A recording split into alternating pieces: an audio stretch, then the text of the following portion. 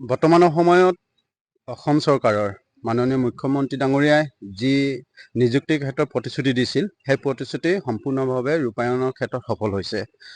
সেইকাৰণে আমাৰ ৰাইজৰ তৰফৰ পৰা তেখেতলৈ মাননীয় মুখ্যমন্ত্ৰীলৈ আৰু ধন্যবাদ জ্ঞাপন কৰিছোঁ। অসম চৰকাৰ তথা ভাৰত চৰকাৰলৈ অশেষ ধন্যবাদ জনাইছোঁ, কিয়নো তেখেতৰ জৰিয়তে অসমত 1 লাখ চাকৰি দিয়াৰ যি প্ৰতিশ্ৰুতি দিছিল সেয়া সম্পূৰ্ণ হৈছে।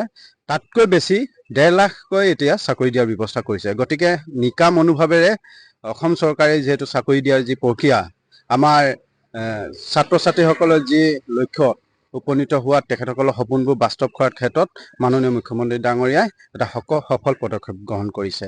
যোৱাটো সময়ত কংগ্ৰেছৰ সময়ত আমি যি দেখিছিলোঁ যে টকা নহ'লে আমাৰ ছাত্ৰ ছাত্ৰীসকলে বা যোগ্য ছাত্ৰ ছাত্ৰীসকলে চাকৰি ক্ষেত্ৰৰ পৰা বঞ্চিত হ'বলগীয়া হৈছিল।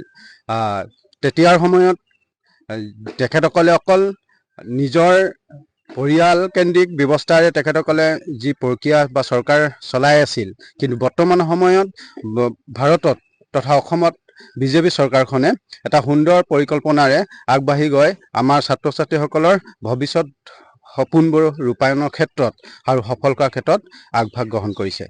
বৰ্তমানৰ সময়ত অসম চৰকাৰৰ মাননীয় মুখ্যমন্ত্ৰী ডাঙৰীয়াই যি নিযুক্তিৰ ক্ষেত্ৰত প্ৰতিশ্ৰুতি দিছিল সেই প্ৰতিশ্ৰুতি সম্পূৰ্ণভাৱে ৰূপায়ণৰ ক্ষেত্ৰত সফল হৈছে। সেইকাৰণে আমাৰ ৰাইজৰ তৰফৰ পৰা তেখেতলৈ মাননীয় মুখ্যমন্ত্ৰীলৈ আৰু ধন্যবাদ জ্ঞাপন কৰিছোঁ। অসম চৰকাৰ তথা ভাৰত চৰকাৰলৈ অশেষ ধন্যবাদ জনাইছোঁ, কিয়নো তেখেতৰ জৰিয়তে অসমত 1 লাখ চাকৰি দিয়াৰ যি প্ৰতিশ্ৰুতি দিছিল সেয়া সম্পূৰ্ণ হৈছে। তাতকৈ বেছি 1.5 লাখকৈ এতিয়া চাকৰি দিয়াৰ ব্যৱস্থা কৰিছে। গতিকে নিকা মনোভাৱেৰে অসম চৰকাৰে যিহেতু চাকৰি দিয়াৰ যি প্ৰক্ৰিয়া, আমাৰ ছাত্ৰ ছাত্ৰীসকলৰ যি লক্ষ্য উপনীত হোৱাত তেখেতসকলৰ সপোনবোৰ বাস্তৱ কৰাৰ ক্ষেত্ৰত মাননীয় মুখ্যমন্ত্ৰী ডাঙৰীয়াই এটা সফল পদক্ষেপ গ্ৰহণ কৰিছে। যোৱাটো সময়ত কংগ্ৰেছৰ সময়ত আমি যি দেখিছিলোঁ যে টকা নহ'লে আমাৰ ছাত্ৰ ছাত্ৰীসকলে বা যোগ্য ছাত্ৰ ছাত্ৰীসকলে চাকৰি ক্ষেত্ৰৰ পৰা বঞ্চিত হ'বলগীয়া হৈছিল।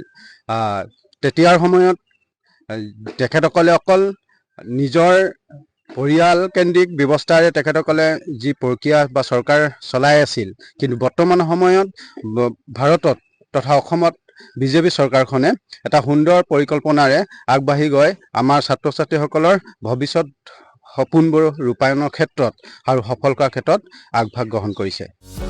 যিকোনো খবৰৰ বাবে যোগাযোগ কৰক আমাৰ এই নম্বৰত 9181 307 2221।